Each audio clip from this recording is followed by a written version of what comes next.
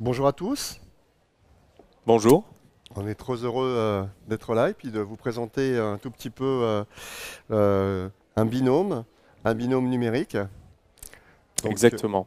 Donc un binôme, on va faire un peu le yo-yo, on va vous montrer les deux facettes, je ne sais pas si on entend, oui, les deux facettes, la partie cabinet pour les dentistes bien entendu, et le rapport privilégié qu'on peut avoir via le numérique avec cette nouvelle passerelle qui est optimisée. Et voilà, donc je m'appelle Rodolphe Acker et je suis dentiste omnipraticien dans le sud-ouest. Ça paraît bizarre, mais avec Eric, qui est prothésiste, on a combien de kilomètres à on peu a près? 800 km. En fait, Voilà. mon laboratoire est installé sur Metz, donc dans le nord-est. Donc, on est vraiment sur la diagonale de la France.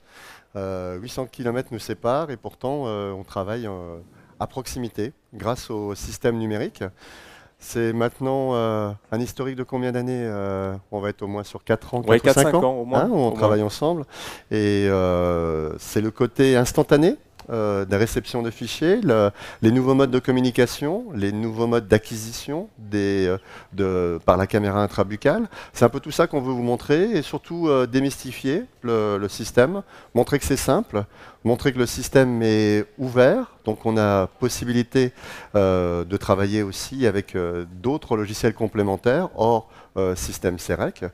Et puis vous faire partager un petit peu justement ces 4 années avec quelques réalisations et quelques réussites. Oui, juste que des réussites, hein, pour tout vous dire. Je vous dévoile un peu la fin.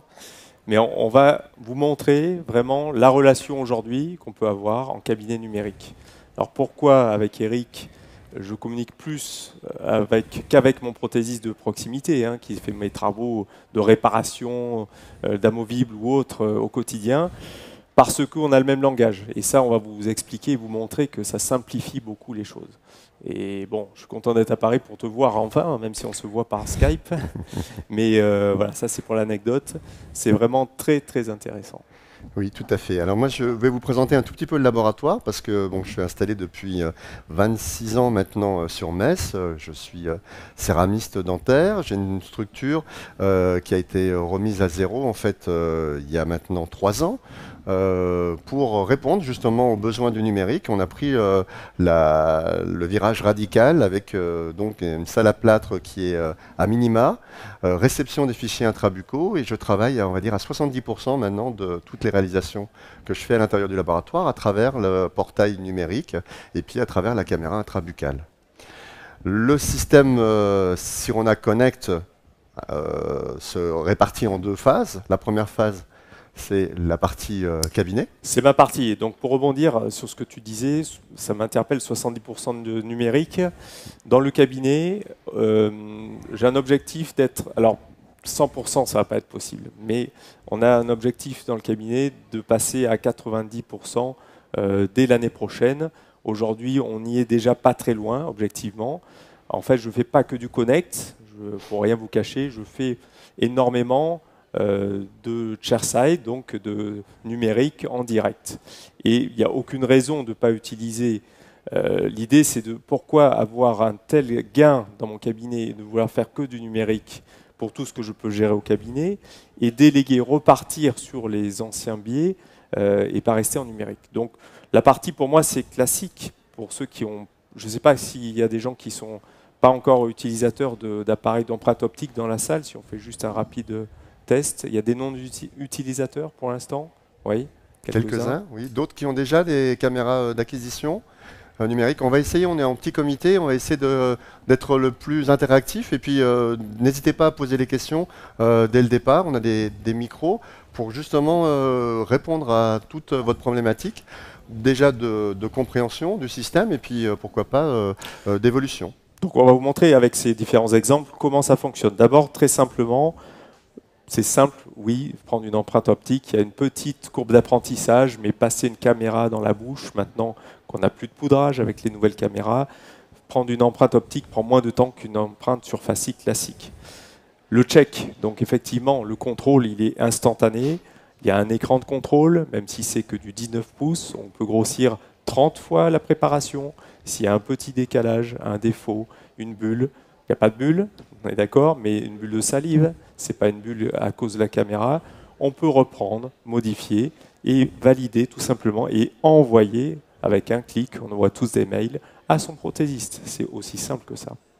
Oui, tout à fait. Donc en fait, le workflow, c'est effectivement acquisition et validation en fait de l'empreinte Par le praticien. par le praticien. La limite cervicale peut-être. Exactement. Hein, la ouais. limite cervicale, là où je vous disais, il peut y avoir une petite bulle de salive, de sang. Il y a une éviction gingivale qui a pu être avec un minime défaut à un endroit. On n'a pas l'obligation de reprendre l'empreinte entière. C'est-à-dire qu'on peut découper tout simplement virtuellement la zone qui peut poser problème, ressécher cette zone-là et réenregistrer. Le contrôle sera fait, bien entendu, parce qu'on a le même langage et on connaît tout à fait la même façon de lire les empreintes optiques. Le prothésiste va pouvoir confirmer, bien entendu, que la préparation est valide par rapport à d'autres problèmes de matériaux, de contraintes, d'épaisseur minimale. Ça, c'est à partie. Voilà, tout à fait. Donc en fait, la réception, l'envoi va se faire à travers un portail, donc Connect. Une fois que le portail donc a été, le fichier a été envoyé, vous allez le réceptionner à l'intérieur de ce portail au niveau du laboratoire. Donc ça se fait de façon instantanée. Hein. On a le fichier, 800 ou même 2000 km, de toute façon, ça va aller à la même vitesse. C'est en fait l'Internet, c'est la connexion Internet qui va valider ce fichier. Donc il y a une phase de validation dans laquelle on va réceptionner, regarder, avoir le contrôle de la limite cervicale qui est normalement effectué par le praticien, mais ce n'est pas obligatoire, mais ça permet quand même de valider tout pour tour. Et à partir de là, donc, dans le laboratoire, on a deux options, et c'est très important parce que c'est assez novateur maintenant, c'est-à-dire avoir une intégration dans le système Sirona, donc en mode plus ou moins fermé, ou alors au contraire décider d'utiliser les autres types de logiciels pour pouvoir modéliser le travail. Donc en fait, c'est la grosse nouveauté, c'est le système ouvert, et donc ces fichiers dits STL, qui sont des fichiers universels, on va pouvoir donc réceptionner à travers une caméra Sirona, l'exporter dans un fichier avec un fichier STL dans un autre logiciel, style Exocad ou 3Shape et autres. Et ça, c'est la grosse nouveauté, ça permet quand même beaucoup de souplesse, ça permet aussi aux laboratoires qui ne sont pas équipés in-lab de pouvoir intégrer quand même le système. Donc c'est une grande avancée pour tous les utilisateurs de caméras. Oui, parce que tous vos laboratoires quasiment sont équipés de systèmes de conception numérique, et c'est vrai que jusqu'à présent, ça pouvait poser un problème. Là, on peut vraiment transférer sur son système actuel, avec ses habitudes, à votre prothésiste de proximité.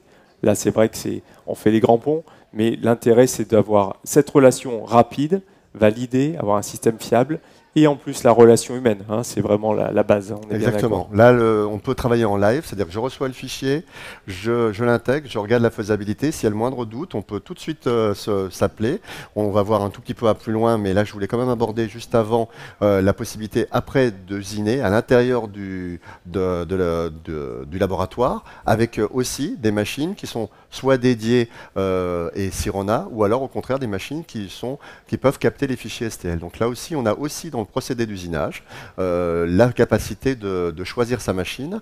Et si vraiment j'ai pas de machine au laboratoire, je peux encore décider d'exporter dans un centre d'usinage qui lui aussi accepte les fichiers STL. Donc vous voyez, là on a vraiment un univers qui est vaste, ouvert, le laboratoire est vraiment libre et le cabinet du coup la même façon. En pratique, tu délègues certains matériaux que tu ne peux pas faire, mais pour une demande particulière. Exactement, c'est ce qu'on va voir dans le workflow là un tout petit peu. On va voir justement comment on travaille, qu'est-ce qu'on commande, qu'est-ce qui peut être fait à l'intérieur du laboratoire et qu'est-ce qui est externalisé.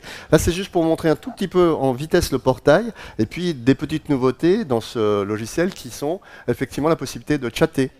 Voilà, donc on a la possibilité de s'envoyer des chats. Donc est-ce qu'on a reçu? Est-ce que l'information est bonne? On peut additionner des photos numériques et on verra l'importance après. On peut aussi, et c'est beaucoup plus intéressant, ce système est en aller-retour. C'est-à-dire que les informations peuvent être transitées du cabinet au laboratoire, mais aussi dans l'autre sens.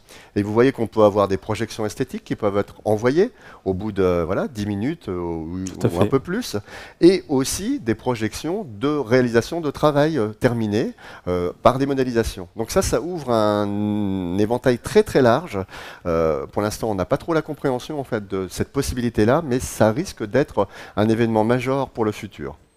En tous les cas, pour l'instant, Ce qui change beaucoup dans cette petite version logicielle, c'est tout simplement qu'au départ, il fallait remplir la fiche, le bon de travail numérique, insérer les photos, envoyer. La souplesse qui apparaît aujourd'hui, c'est que on a le bon de commande très rapidement envoyé et on n'est pas obligé de se dire est-ce que j'ai pensé à tout. On est pressé, on a l'autre patient qui attend, on est un prix du retard. Tout simplement, sur le chat, on peut faire glisser la photo et transférer. Et c'est quelque chose qui est ouvert. Donc c'est vraiment une fenêtre qui est vraiment avec des outils adaptés comme on peut utiliser dans d'autres systèmes. Donc c'est vraiment un gros plus. Très rapidement, hein, s'il fallait encore faire la promotion de l'empreinte optique, entre guillemets, pourquoi les grosses différences, pour vous les citer, bien sûr l'empreinte classique, vous connaissez tous. Préparation du porte-empreinte, est-ce qu'on a la bonne taille, hein, toujours la bonne idée. On a 2-3 porte-empreintes à essayer. Silicone ou alginate ou polyéther, peu importe, 2 empreintes, vérifier qu'on n'ait pas ces problèmes de bulles, bien entendu. Description, remplissage du bon de commande et enlevage. Entreposage avant enlevage, hein, enlèvement. Enlevage, je crois que c'est moyen. L'empreinte numérique, ben en fait, il y avait 3 étapes, il n'y en a réellement que 2. Parce que l'OptiSpray, désolé pour ceux qui ont encore la Bluecam, ou les caméras avec poudre, ça marche très bien, mais ce n'est pas le plus long, on est bien d'accord. On peut s'en passer totalement, bien entendu, aujourd'hui, parce que c'est des caméras en streaming, avec un flux vidéo continu, et ça va plus vite, c'est moins de 3 minutes pour faire une empreinte complète, haut et bas. Le remplissage du bon de commande, c'est le nom du patient, c'est classique. Sauf que là, vous êtes obligé de remplir toutes les cases avant de valider. Tout simplement, vous n'avez pas d'oubli. Donc c'est une aide du numérique pour le remplissage. L'envoi du fichier, on a vu, c'est 2 minutes. L'enlèvement par coursier, on a tous eu des soucis de livraison. Les coursiers, nos amis. J'en dirai pas plus. Les processus de laboratoire, très simplement, désinfection, séchage, découpe des empreintes, coulée du plat, détourage de l'arcade, pose des pins, coulée du socle, sciage du die, détourage et bord de la préparation. Vous savez qu'à chacune de ces étapes, il peut y avoir une erreur. Même avec de la bonne volonté, l'erreur est humaine. Donc, ça peut remettre tout en cause, toute la préparation, et obliger à refaire venir le patient. Rodolphe, ce qu'on peut dire aussi, c'est qu'en fait, les étapes qu'on utilise en mode traditionnel, c'est des étapes empiriques. C'est-à-dire qu'on a des matériaux qui ont des modifications structurelles, compression des matériaux empreintes, expansion du plâtre, rétraction des métaux. Enfin, voilà, on joue avec des matériaux qui sont instables et le prothésiste essaye tant bien que de mal de stabiliser ce flux pour avoir quelque chose de précis à la fin. Il y arrive par dextérité, il y arrive parce qu'il est en forme le jour-là et qu'il a bien dormi la veille. Ce n'est pas forcément le cas tout le temps, parce que justement c'est un peu la problématique, alors que sur l'empreinte numérique, on a une stabilité du procédé, et c'est bien la force. Précision et stabilité. Très simplement, moi quand je fais une empreinte l'hiver, quand il fait une température comme ici de 10 degrés, et l'été où il fait très chaud dans le sud-ouest, et ben, je n'ai pas les mêmes contraintes et les mêmes problèmes. Donc on temporise, on met au frigo, et tout ça c'est des problèmes qui on ne s'en rend pas compte si l'assistante oublie un tout petit peu trop à côté du séchage des instruments, l'empreinte alginate qui est juste l'antagoniste, ça remet tout en cause et tout le travail du prothésiste. Donc c'est vraiment quelque chose d'important. Le laboratoire, effectivement, réception du fichier, c'est fait instantanément ou décalé, effectivement, mais on n'a pas de problème et aucun biais à ce niveau-là. C'est vraiment, vraiment important. Et on revient sur les phases dont tu parlais. Commande du modèle. Donc c'est bien par stéréolithographie. Hein, ça, tu vas y venir après. Et la livraison du modèle que tu as commandé. Donc très simplement, hein, moins d'étapes, moins d'erreurs et moins de répétitions. C'est très, très simple. Aujourd'hui, une pratique quotidienne, on a besoin d'un fauteuil. Pour commencer, très simplement pour vous montrer un cabinet numérique, je voulais quand même passer très simplement là-dessus. On a tous de la radiographie numérique aujourd'hui quasiment, 2D ou 3D, bien entendu. Ensuite, effectivement, c'est la gestion du cabinet, le système d'information patient, un logiciel patient, la communication. Bien entendu, l'empreinte optique, c'est le quotidien. Aujourd'hui, quand je rentre dans le cabinet, la première chose, c'est j'allume la machine à café et mon Cérec avant. Pourtant, le café, j'en ai besoin le matin. Mais le Cérec avant. Tous ces outils-là, c'est quelque chose qu'on utilise au quotidien. Les périphériques particuliers, dont le laser, C'est pas celui de chez Sirona, c'est pas grave, ça marche aussi. Voilà, c'est tout simplement pour arriver à ce résultat que l'on veut, une précision dans nos restaurations, qu'elles soient faites directement ou indirectement. La chaîne numérique ne pose aucun problème. On va s'attarder sur d'autres soucis de préparation, état de surface, épaisseur, esthétique. Et c'est là où tu reviens dessus. Très simple, une petite aparté sur le logiciel BioJob, on va y revenir.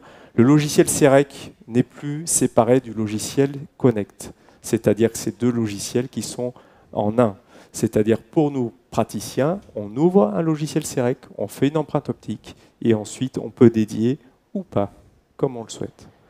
Le BioJob, je voulais juste vous simplifier les choses, c'est-à-dire qu'on va avoir des cas complexes. C'est vraiment intéressant, c'est la plus-value du prothésiste, mais même pour des petits bridges encastrés, on a ces nouvelles versions qui permettent de faire une simulation d'empreinte, de mâchoire complète pour avoir un meilleur positionnement, des meilleures propositions génériques de logiciels et de dents plus naturelles. Tous ces outils-là sont développés à une vitesse phénoménale. C'est vraiment fabuleux. Oui, c'est très important, effectivement, le BioJob, c'est vraiment le domaine d'application de bridge de grande portée dans lesquels on a peu d'informations de dents adjacentes et donc un manque d'informations dans les technologies traditionnelles, ben, c'est effectivement une interprétation des formes complexes, alors que là, on a des bases de données qui sont là, intégrées à l'intérieur, et on va copier au long de ces bases de données, et plus regarder les dents qui sont encore restantes et faire une synthèse de tout ça. Donc c'est le mode biogénérique plus ce mode de database qui donne ce nouveau mode de résolution. Et c'est pour travailler sur des grosses structures, des bridges antérieurs, pourquoi pas des bridges transvissés dans un avenir plus ou moins proche. Le champ d'application, ben, il avance énormément. C'est la possibilité effectivement de travailler des unitaires, c'est-à-dire exactement de la même façon qu'au cabinet, d'avoir le même flux, mais de façon semi-directe, et donc de travailler sur tout ce qui est facette, inlay, onlay, mais bien entendu, on travaille aussi sur des bridges grande portée. Donc ça, c'est le mode opératoire, on va dire conventionnel, de travailler même sur de la céramo-métal, c'est possible, on va le voir, on va montrer quelques cas de réalisation, et pour voir qu'on travaille aussi avec le numérique dans des concepts traditionnels entre parenthèses. Voilà, ce qu'il nous faut avant tout, si on veut effectivement effectuer une stratification, c'est un modèle. Le modèle donc qui va être issu de l'empreinte numérique. J'aime bien montrer ce cas-là parce que ça permet de valider en fait des travaux de grande portée et vous faire dire que ce travail-là, on va le verra peut-être après, a été validé sans essayage d'armature en finition directe et qu'on a pu contrôler l'occlusion, l'esthétique et bien entendu on parlait de problèmes d'insertion ou de points de contact, c'est des choses qui n'existent plus. On n'a plus ce dialogue-là. Les armatures sont passives, les occlusions sont réglées à 8 microns, donc on a une précision à partir du moment où on utilise un bon protocole et donc voilà, on arrive à ce type de... C'est inenvisageable en technique traditionnelle, c'est impossible, tout simplement impossible. Complètement. Donc voilà le modèle qui a été fait donc, en stérolithographie.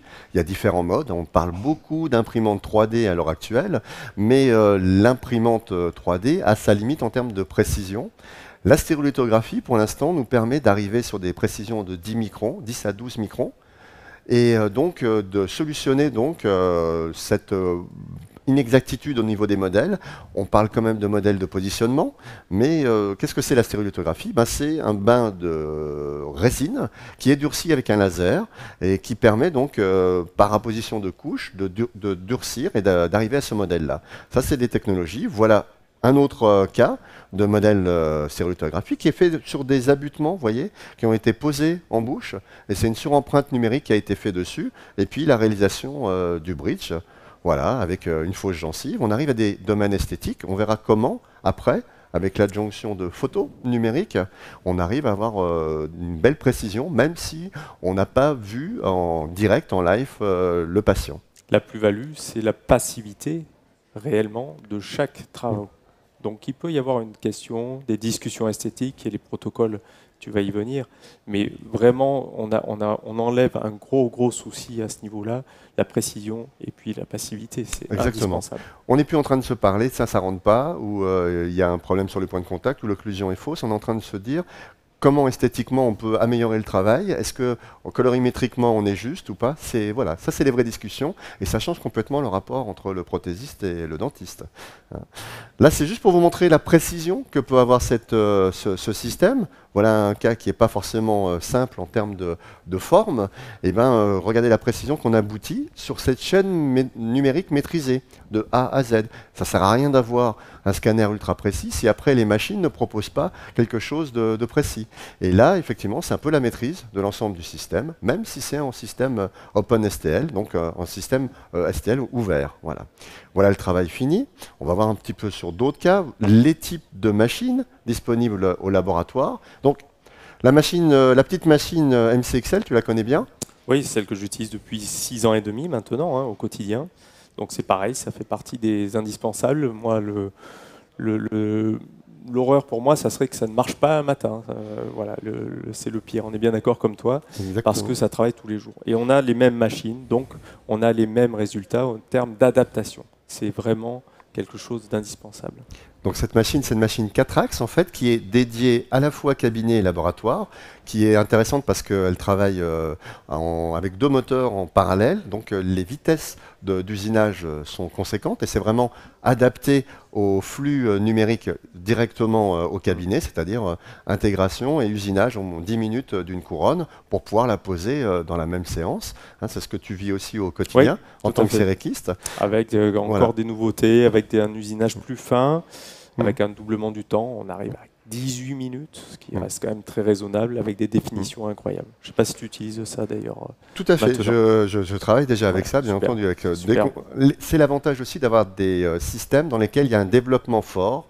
Et là, chez Sirona, il y a 250 développeurs qui travaillent en permanence pour essayer de faire évoluer le système. Et on le voit grandir de jour en jour. On voit l'intérêt. Et l'intérêt aussi, c'est cette globalisation dans la réflexion. On est effectivement à la fois au cabinet, avec la caméra intrabuccale, on est au laboratoire. La définition du laboratoire, c'est la machine qu'on voit à côté, qui est la MCX5, qui est une machine 5 axes en fait, qui va travailler avec des disques. Là, on la voit en action. Donc en action, on la voit travailler sur du sec, des plastiques secs ou du zircone ou des matériaux hybrides. Enfin voilà, on a une panel de matériaux importants, en humide au milieu. Et là aussi, ça peut solutionner des problèmes de bourrage de ces machines. Et puis, en sec aussi sur du zircone, ce qu'on voit sur la partie droite. Donc voilà, des modes polyvalents. Je ne sais pas s'il y a des prothésistes d'ailleurs dans la salle. Oui. Voilà. Donc là, c'est intéressant. L'intérêt de cette machine, en fait, c'est justement de pouvoir travailler à sec initialement, et dans le même workflow, c'est-à-dire sur le même travail, de passer en mode humide en finale. Donc on peut utiliser des fraises très très fines en finale. Bien entendu, elles ne seront pas bourrées, elles ne bourreront pas, je veux dire, parce que on aura l'humidité, et donc on a quelque chose qui est très intéressant. Voilà, non, elles sont pas. L'humidité, c'est pas du vin en fait à l'intérieur. Hein. Voilà. Le métal, tu n'en as pas parlé, c'est possible. Métal, il y a des possibilités métalliques aussi. Donc là, on est encore dans le développement au niveau des travaux métalliques là-dessus. C'est de l'optimisation, on va dire, de l'usinage, en sachant que le métal, on a des technologies, certes, de possibilités de métal à synthétiser. Le métal dur, c'est très intéressant. Par contre, effectivement, ça impacte un tout petit peu les fraises. Le développement est fait. On pense prochainement pouvoir vous proposer tout ça. Voilà les matériaux, on le voit, hein, voilà des disques métal, donc la possibilité de la machine est là. On a des disques plastiques qui vous permettent après de couler ou de presser des éléments que vous avez numérisés. Donc vous allez pouvoir utiliser à la fois vos modes traditionnels et utiliser le mode numérique et les panacher comme on le veut, quoi, hein.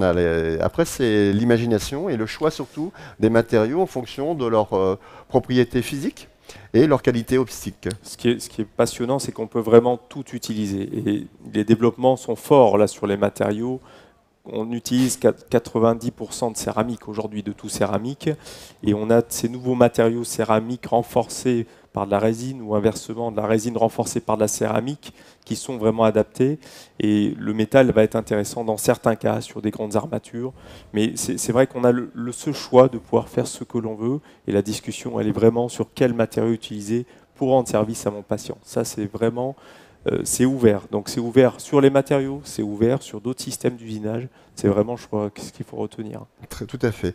Alors, qu'est-ce qui est important, c'est d'adopter justement un même langage, c'est-à-dire d'avoir la même communication, même si on est éloigné. Donc, la communication, bah, vous avez compris, c'est l'empreinte numérique. Un fichier d'échantillon ou de possibilité de capter l'information colorimétrique. Pour ça, il y a des spectrophotomètres, colorimétres qui existent, qu'on peut intégrer à l'intérieur, ajouter une photo, bien entendu, on va le voir comment. Et puis voilà, tout ça, ça peut rentrer dans le flux numérique, c'est-à-dire que ça part en une seule fois. Vous n'avez pas besoin d'utiliser une boîte mail. Non, vous avez l'ensemble des informations qui part à travers le flux. La photo, bah, ça sera de la macrophotographie, bien entendu. Capter une image, bah, c'est ça, hein, c'est effectivement une photo unique. Ça ne sert à rien, il faut une photo de référence avec un échantillon de référence. Et cet échantillon de référence, on peut choisir ou ne pas choisir l'échantillon. Le laboratoire peut, lui, déterminer des indices de différence qu'il y a entre une photo et l'échantillon. Pour ça, ben, l'une des variables, sans aller dans le détail parce que ce n'est pas trop le sujet aujourd'hui, mais sans aller dans le détail, vous voyez que la photographie, on peut la transformer. On la transforme, on la passe en noir et blanc. Passer une photo en noir et blanc, c'est donner l'indice de lumière de la dent. Et donc, voir si elle est flashy ou si au contraire, elle est terne. Et ça, c'est déjà 70% de réussite de l'intégration de la prothèse. Donc, c'est l'un des premiers éléments. On le voit là sur ce teintier 3D. On a C'est vraiment intéressant pour toi d'avoir 2 teintes différentes minimum. C'est assez intéressant parce que on ne peut pas aller dans le détail, mais si, on peut peut-être. On voit sur ce cas-là, par exemple, j'ai une teinte 1M1 qui me paraît trop lumineuse. Hein, on voit que le teintier est très flashy.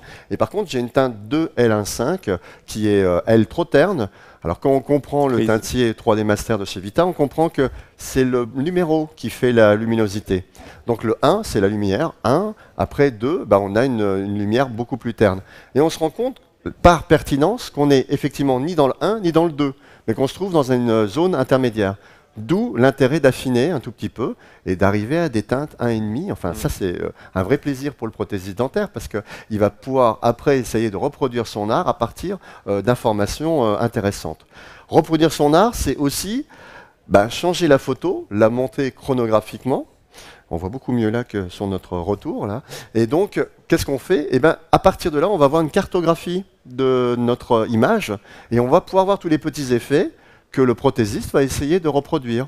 Donc voilà, on a vraiment une information complémentaire qui permet, vous voyez, ces effets, ils sont visibles. Les dessiner et dire à votre prothésiste, il me faut un peu d'orange ici, un peu de bleu, c'est très difficile. Même moi, quand j'ai donc les patients qui viennent pour une prise de couleur, si je fais un schéma, allez, on va dire une demi-heure après, je me souviens plus très bien ce qu'orange, mais orange comment. Là, j'ai un fichier qui est là, stable, fixe, qui peut être envoyé par le portail et donc me donner un maximum d'informations pour stratifier et essayer de magnifier mon travail. Voilà, là on voit les rendus de lumière, contrôle pour voir si effectivement je suis dans les bonnes luminosités, contrôle des formes, et si on agrandit, on voit cette stratification un tout petit peu qui est à l'intérieur des poudres, mais qui est dictée par une réalité. C'est pas, voilà, je mets tant et tant de poudre, non, c'est dicté par rapport à la réalité. Et tu travailles aussi les états de surface, tu n'en as pas parlé, mais ça fait partie de ton travail, bien entendu. Bien entendu, l'état de surface, brillance de la dent et tout, voilà. Hein. Après l'intégration, ça permet d'avoir ce type de travaux, donc on peut, avec le numérique, aussi travailler en esthétique. C'est bien le terme. Et on verra que par la suite, on va encore plus loin. Voilà la suite, c'est justement créer avant la réalisation, et on prendra en finale donc un cas dans lequel on a cette interprétation-là, on travaille tous les deux dans cette simulation-là, c'est-à-dire faire une proposition esthétique réelle à partir du fichier réel, d'empreinte intraurale, et de proposer quelque chose, faire une proposition. Cette proposition, elle peut être validée avec la patiente, par exemple, ou le patient. Et après, on peut avoir notre programme en fait, de réalisation, notre protocole, faire un choix technique par rapport à l'esthétique ou par rapport à la technologie qu'on veut employer. Donc c'est très important. Comment ça se passe? Voilà, l'idée, c'est proposer, écouter, partager avec le patient, avec l'assistante, tout le groupe, toute l'équipe. Le laboratoire, même s'il est éloigné, il intègre l'équipe. Ça aussi, c'est très intéressant, parce que c'est revenir à l'intérieur du laboratoire, du cabinet, sans y être vraiment. Mais c'est bien le but, c'est l'échange. C'est l'échange qui fait la richesse et qui fait la qualité du travail final. Ce qui est intéressant, c'est que, on va revenir sur un cas effectivement, mais c'est d'avoir cet outil à disposition qui va nous permettre de communiquer simplement. C'est ouvert sur le laboratoire, avoir un avis, c'est rapide et ça remet bizarrement la technologie au cœur des rapports entre le prothésiste et le dentiste. Parce que c'est simple, c'est quelque chose qu'on fait au quotidien. Et comment faire sur un cas comme ça? Je ne sais pas si vous voyez, il y a une panoramique. La question, bon, il y a beaucoup de choses à voir, mais il y a un bridge efficient en secteur 3. Mais son problème à ce patient, c'est qu'il ne sourit pas depuis des années. On n'a jamais pu lui proposer quelque chose de cohérent. Il a eu de la dentisterie au fur et à mesure des problèmes. On a restauré une dent, puis une autre. Sa demande, c'est quoi? C'est tout simplement, docteur, vous ne pouvez pas faire quelque chose pour moi. Je pense que ça va être très compliqué. Et quand on sourit, c'est pire. C'est-à-dire qu'il y a un déséquilibre complet. On a une gencive magnifique par rapport à l'état des restaurations qui ont vieilli. Il n'y a pas de critique particulière, mais on a des richements, on a des céramo-céramiques, des composites complètement infiltrés. Donc là, la restauration du sourire, ça peut être très long et fastidieux. Dans un cas comme ça, c'était un des premiers cas, Eric, qu'on avait fait ensemble. J'ai dit, Eric, ça date de 4 ans à peu près. Qu'en penses-tu? Est-ce que tu crois qu'avec ta nouvelle façon de travailler, de Smile Design, tu peux me proposer quelque chose? Moi, je m'occupe de faire mon travail. Je dépose les restaurations inadaptées, on refait des composites, on fait tous les soins restaurateurs sur tout le bloc antérieur, et puis je fais juste un automoulage comme je sais faire habituellement, et je te transfère les informations. Et donc, ça va donner ça, une empreinte optique de préparation de céramo-céramique classique sur 5 dents, plus une facette sur une canine qui n'était pas abîmée, donc on voulait avoir une esthétique. Donc les données, c'est tout simplement vérifier la validation des limites du tracé. Et puis c'était en Bluecam à l'époque, donc j'étais pas encore en Omnicam, et ça n'existait pas. Et du coup, je te transfère ces données. Tu m'as dit les empreintes, j'ai aucun souci, je peux valider dessus. Et puis on va pouvoir monter. Là, on voit effectivement deux faces. C'était déjà une articulation en OIM, validation numérique. On a uniquement fait des préparations. J'ai respecté des épaisseurs pour pouvoir monter des matériaux. Et puis, j'ai remis par-dessus les volumes de départ. C'est-à-dire que je n'ai rien réorganisé. C'est ça qui est important au niveau de la forme des dents. Je t'ai transféré avec les photos qu'on a vues du patient. Et puis, là, c'est assez magique. Quelques photos. Donc, on y revient. Vous voyez, le protocole, c'est tout simplement pour vous détailler. Les photos, les empreintes optiques, on sait que ça marche. Les photos du patient, le souhait du patient. 2 types de teintes assez basiques. Et voilà une première proposition que je n'ai pas faite moi, mais que tu m'as pu me proposer assez rapidement. Là, on est même sur la proposition initiale du logiciel. Alors, on va voir après que le logiciel aussi fait des gros progrès. Enfin, on avait déjà une bonne vision de la chose. Oui, parce qu'on a des dents un peu patatoïdes, on peut le dire, au départ. Des bombées qui sont mal placées. Ça reste de l'esthétique numérique qui est quand même pas extraordinaire. Mais effectivement, c'est là où tu as pu me mettre en place, intégrer le 3D de la photo à partir d'une photo 2D en fait, et pour donner le volume des dents final par rapport au tissu mou. C'est là où c'est vraiment la plus-value de ce système-là. On est bien d'accord? Tout à fait, oui. On va le revoir un tout petit peu après. On a des propositions. Donc voilà la proposition esthétique en fait, à travers donc cette photo. Alors certes, ça nous permet d'un tout petit peu de valider ou pas. Maintenant, on va voir que le logiciel a fait d'énormes progrès aussi. On a le travail final, je crois, juste après, dans lequel... Donc là, c'est du morphing, on est bien d'accord. C'est à partir d'une image 2D, une reconstitution. Là, c'est ton travail sur le modèle, comme on a vu par stéréolithographie. Un petit cutback, c'est bien ça. Tout à fait. Au travail. En disilicate de lithium. En disilicate de lithium, de l'IMAX, pour ne pas le nommer. Et ensuite de la stratification, voilà, pour avoir le résultat. Alors là, le modèle ne sert que de modèle de positionnement. Donc les limites cervicales ne sont pas déterminées par rapport au modèle. Les limites cervicales réelles, c'est les limites de la préparation de la dent. C'est celle-là qui est à valider parce que la précision est sur cette réalisation avec des machines qui ont une précision de 8 microns. C'est ça qui importe. Voilà. Disons qu'il n'y a pas de problème d'ajustage. Je ne peux pas dire à mon prothésiste, là j'ai un problème esthétique parce que tu m'as bouffé ma limite. Enfin, on a tous eu un jour ce discours-là, je l'ai eu, je vous le confirme. Là, c'est moi qui les ai marqués, il me l'a confirmé, mais c'est quelque chose qui ne peut pas poser de problème. Donc effectivement, on a un ajustage de chaque dent de manière passive. Okay, là, donc le cas final, après, voilà. Tout à fait. Là, je vais vous montrer un petit peu l'évolution avec comment le logiciel de design a évolué un tout petit peu. Donc la même chose, hein, on fait une photo 2D, une photo normale, de la personne de face. On essaye de la faire le sourire. C'est pas si facile que ça parce que, comme tu disais, les gens viennent parce qu'ils ont un complexe esthétique, donc ils sont pas du tout. Il y en a qui sourient plus que d'autres. Hein, voilà, il y en a qui sourient plus que d'autres. Et puis il faut savoir les faire sourire, je crois. C'est ça aussi. Oui. Hein, donc il y a peut-être la communication. Il y a un protocole en tous les cas qui est établi pour pouvoir réussir à capter le sourire le plus réel, ni forcé. Et à partir de là, effectivement, cette photo-là, on va l'intégrer dans le logiciel. L'intégration du logiciel, on va effectivement avoir, parce qu'on a vu précédemment, donc l'ensemble de l'image numérique à l'intérieur. Mais ce qui est plus intéressant, c'est effectivement d'avoir une simulation 3D de cette image, et donc de pouvoir bouger la tête du patient, voir l'intérieur de la dent, voir le profil d'émergence de la gencive, ce qui est très important parce que ça montre uniquement qu'on est l'égal de la technologie traditionnelle, mais surtout maintenant on commence à la dépasser. C'est-à-dire qu'on commence à avoir des outils qui sont là, opérables, et qui vont nous donner beaucoup plus d'informations grâce aux fichiers numériques, grâce à la caméra intrabuccale. Et c'est ça qui est important de souligner, c'est vraiment cette évolution. La profession évolue au-delà de la technologie traditionnelle. Ça nous offre des perspectives qu'on n'imaginait pas il y a quelque temps, tout simplement. Exactement. On va y venir à la fin.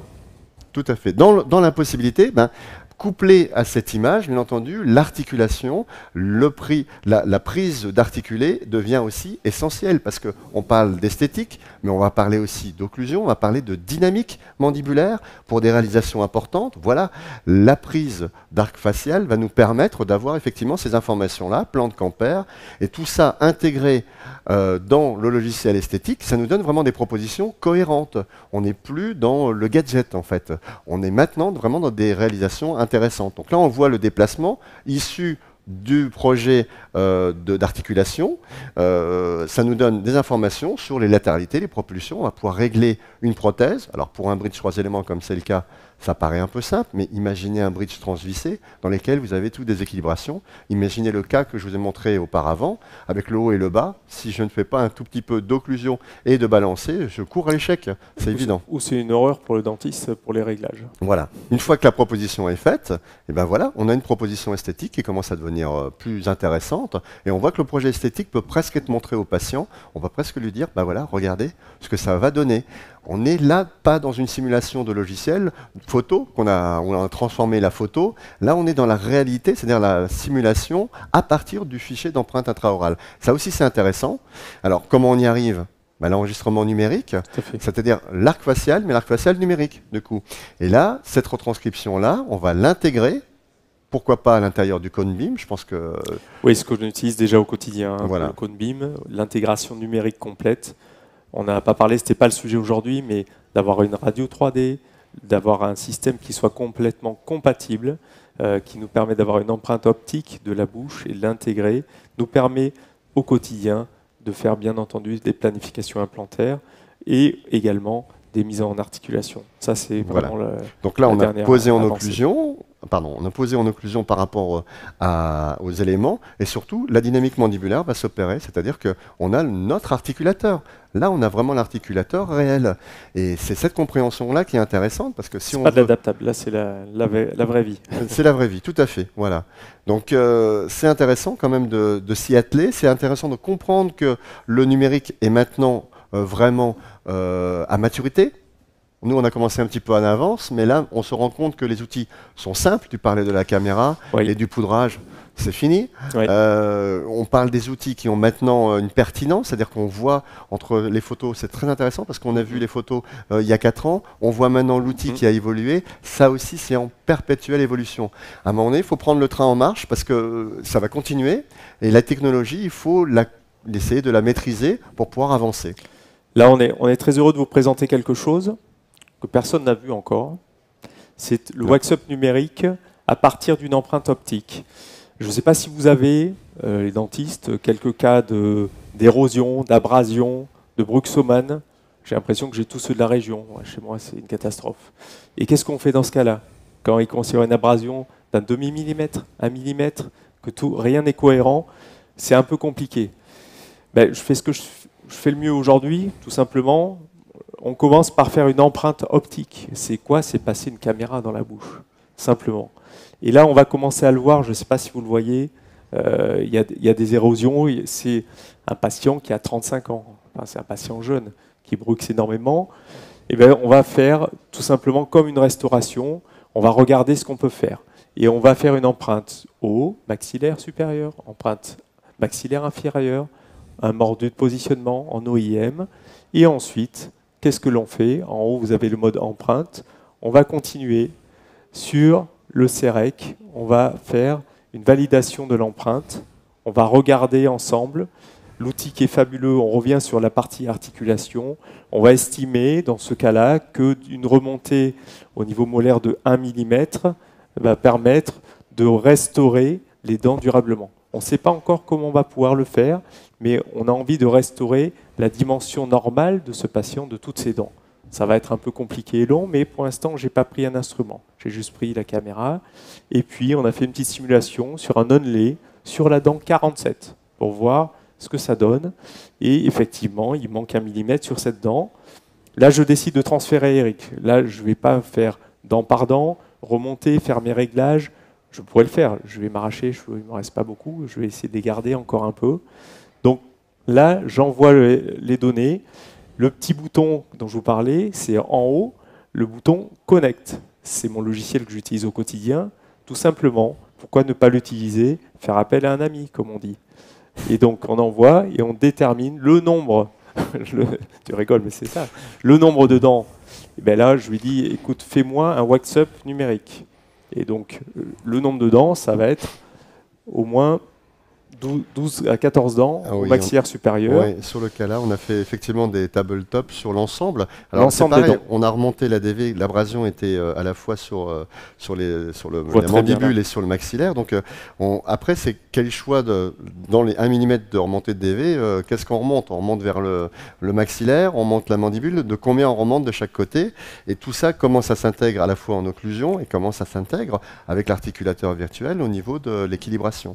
Donc c'est un vrai travail de prothésiste qui a à faire, même si le logiciel nous aide, mais c'est la même chose, hein, c'est l'équilibration. Dans ce cas-là, l'abrasion, tu as remonté bien toutes les dents de la mandibule et du maxillaire. Hein, oui, on a fait un compromis, et puis après, on a réglé les cuspides pour que les déplacements correspondent, en fait, et qu'on ait une véritable équilibration.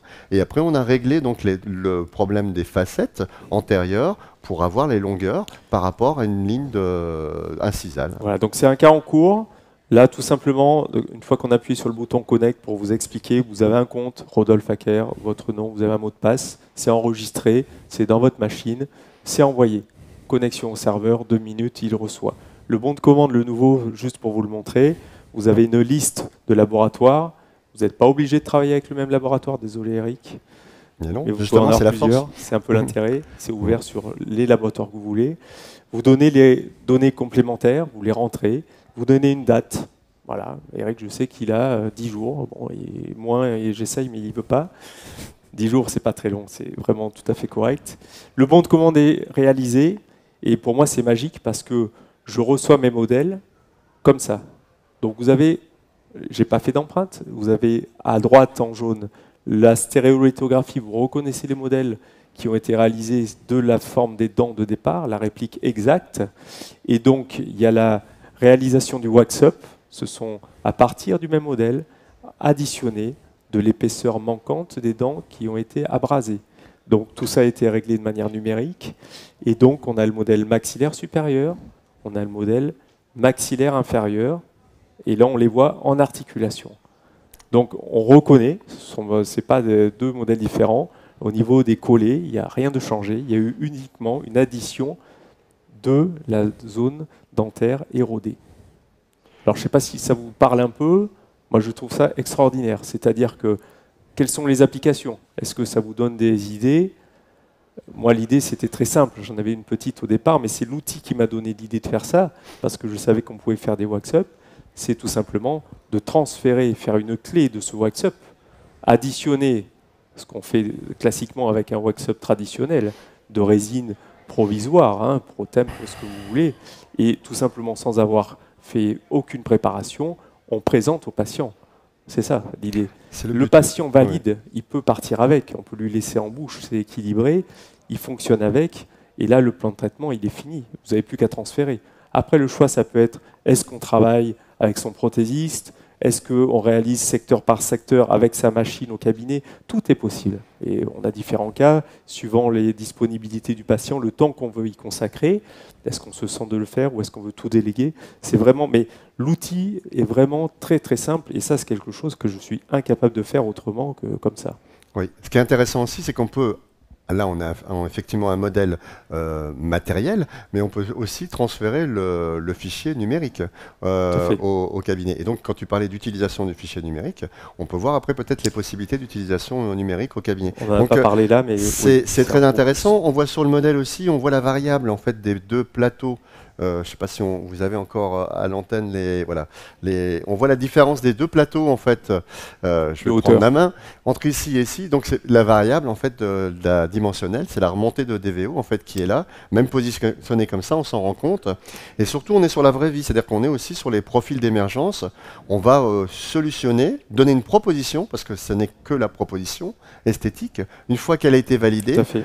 On peut aussi la modifier, c'est-à-dire non, tout compte fait, ce waxing ne correspond pas, on fait une retouche, on rescanne ce waxing modifié, et là on va sur l'intégration finale et le choix de la technique et le choix des matériaux. On fait participer le prothésiste, bien entendu, il est au cœur du travail, et le patient, c'est pour lui, c'est comme des travaux importants.